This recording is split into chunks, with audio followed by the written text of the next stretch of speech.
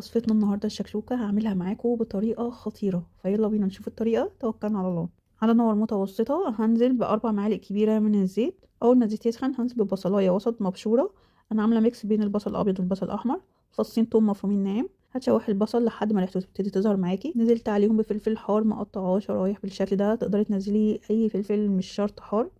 هتشوحيهم مع البصل لحد ما البصل يبتدي يدبل معاكي.